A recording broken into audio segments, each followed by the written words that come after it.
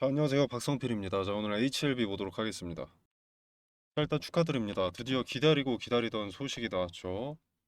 갑작스러운 리보스라니 플러스 감렐리 주막 간암 치료제 NDA 신청 소식이 나왔습니다.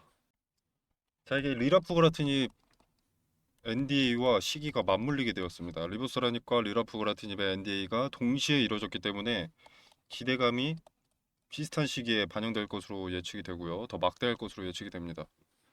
자, 둘 다 두 달 정도의 기대감 일정이 유지될 것으로 판단이 됩니다. 자, 이게 NDA를 신청하면 보통 30일 이내에 답변을 줘야 한다. 이렇게 알고 계실 텐데 30일이라는 규정은 없고요. 규정상은 60일 냅니다. 60일.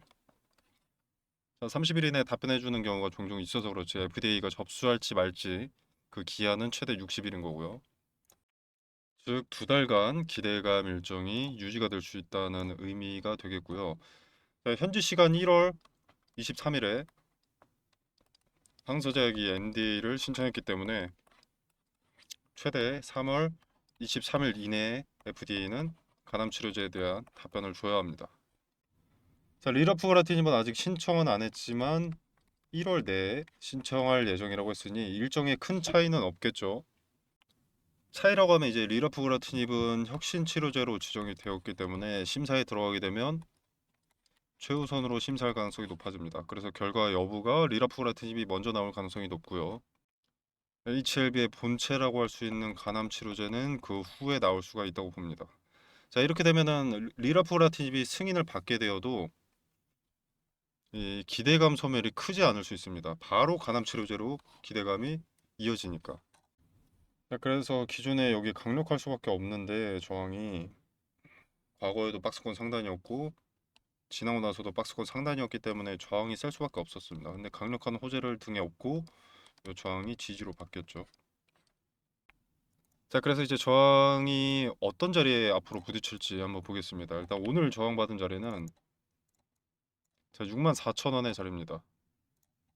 자, 과거의 데이터를 보면 이 주황색 밑에 선이죠.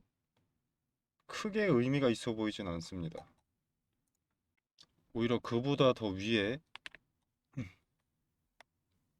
과거에서 지지와 저항이 수차례 수렴되었던 수렴되었던 흔적이 있기 때문에 오히려 이 자리가 저항이 될 가능성이 더 높고요.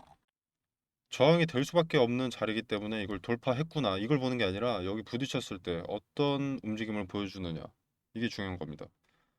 저항이 강력할 수밖에 없는 자리란 건 그냥 정해져 있습니다. 과거의 데이터 때문에.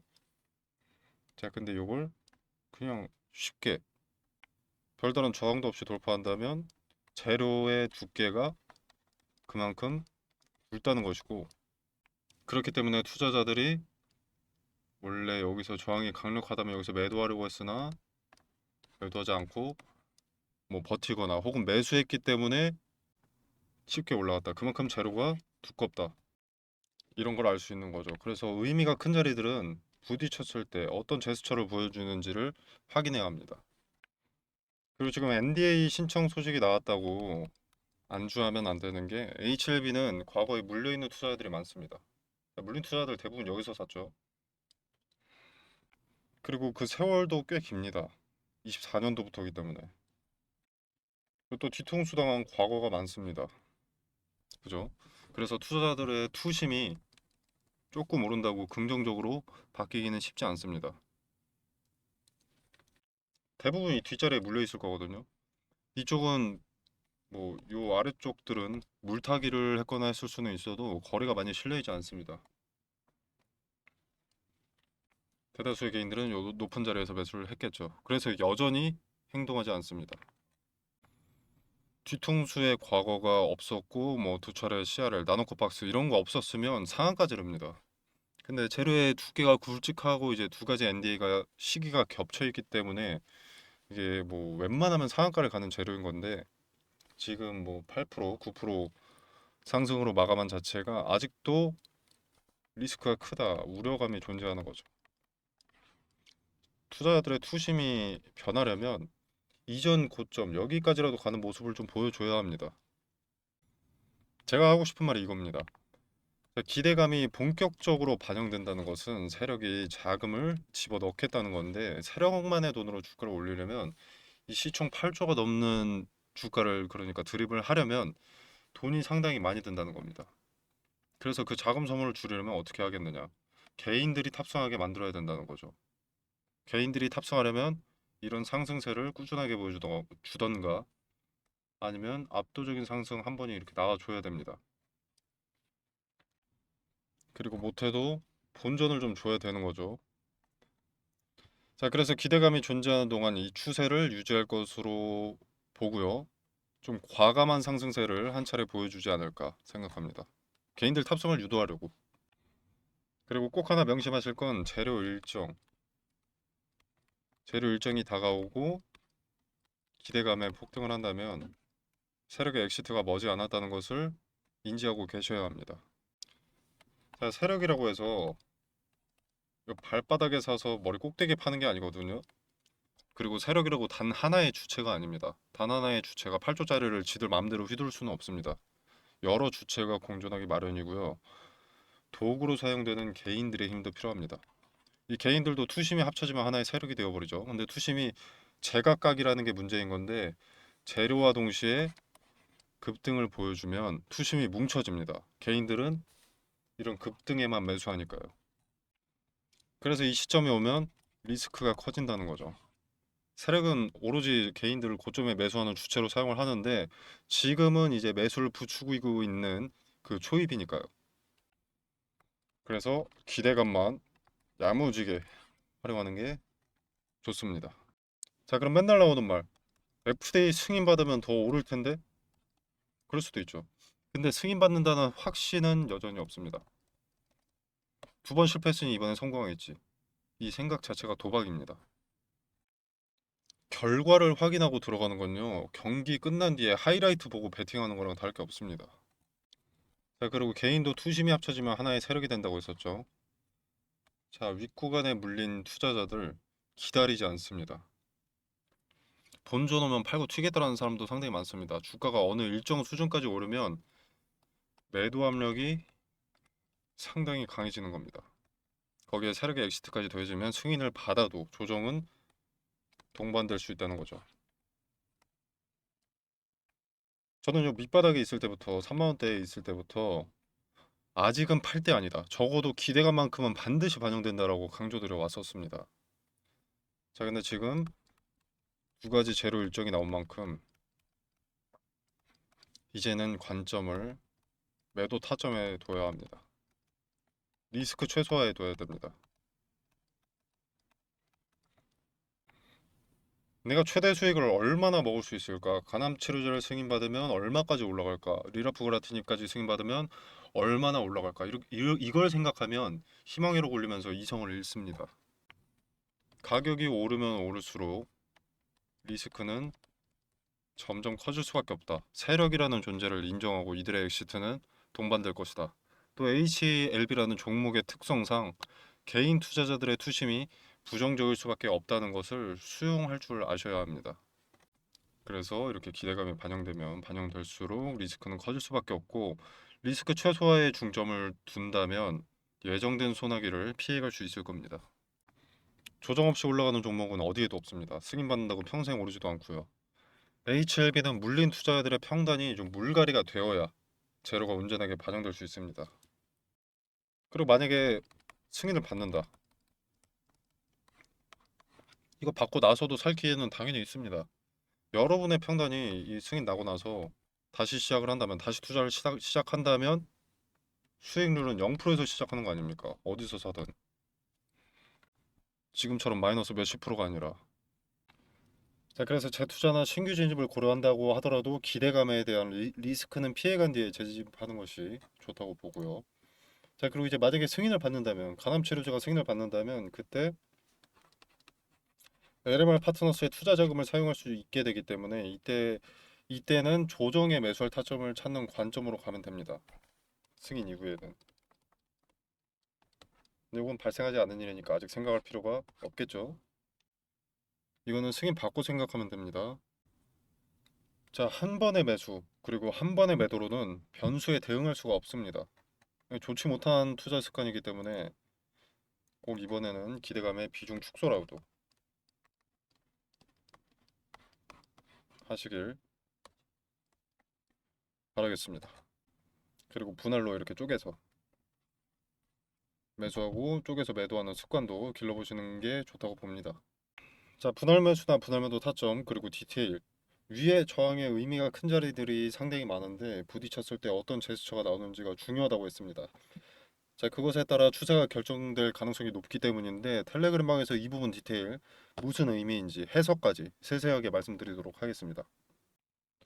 자, 그리고 기존에 기대감이 있던 자리가 요 자리들입니다. 요 자리. 이때는 CRL 맞고 나서니까 좀 기대감이 수그러 들었죠. 자, 그래서 요 자리까지 올라갈 수 있느냐. 원래 기존의 간암 치료제만으로는 좀 불가능해 보였는데 이게 리라프고라틴이 제로까지 더해지니까 가능할 수도 있습니다. 오히려 요 자리에 투자자들, 물린 투자자들의 매수를 부추겨야 되기 때문에 요거를 한번 돌파하는 그림을 그려줄 수도 있고요. 근데 요거 돌파하려면 여기서 요 안에서 매물 소화가 먼저입니다. 이 사람들이 어떻게 반응하는지 봐야 되거든요. 얘네가 매수한다고 하면은 그냥 올리는 거고 매수하지 않는다. 매도한다고 하면 여기서 이 자리에서 매물 소화하고 물량 흡수한 다음에 올리는 거죠. 물론 하나의 경우의 수일 뿐입니다. 아직 근거도 제대로 없고요. 자, 그래서 앞으로의 움직임에 주목하는 것이 좋겠고요. 리라프그라티님에 이어서 간암 치료제까지 기대감이 나오고 있기 때문에 지금 당장은 추세가 반전됐다는 것을 만끽하시되 대응의 시점이 다가오고 있다라는 것만 인지하고 계시길 바라겠습니다. 자, 그리고 이제 윗자리 박스권 상단을 돌파했기 때문에 윗자리에 매물 소화가 진행될 순서거든요. 그 과정 중에 또 새롭게 박스권을 형성할 겁니다.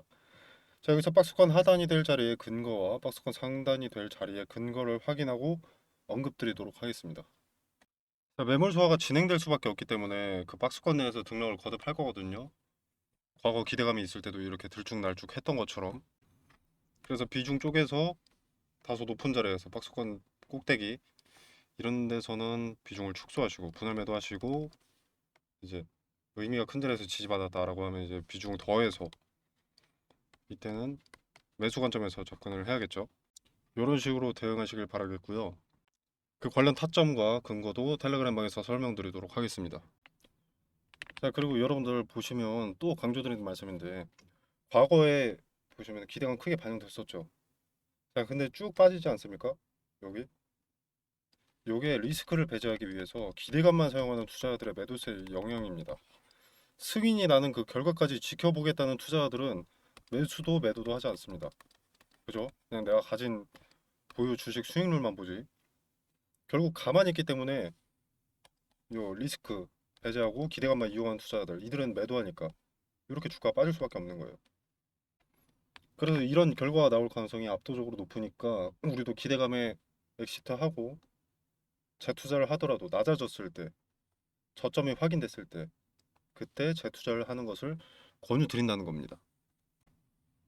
요거 CRL 때문이 아닙니다. CRL 때문에는 요겁니다.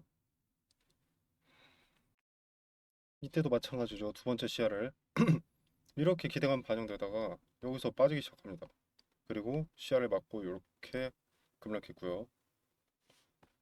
이 이유가 이 이유가 기대감만 사용하고 엑시트하는 투자자들 때문이라는 겁니다. 이번에도 그럴 가능성이 높습니다. 그러니까 여러분도 꼭 기대감만 사용하시기를 비중을 기대감에 축소하시기를 권유드립니다. 자, 텔레그램방 참여는 영상 설명란에 보시면 더보기 버튼이 있고요. 이렇게 링크를 기재해 두었습니다. 자, 고정 댓글로도 남겨두도록 하겠습니다.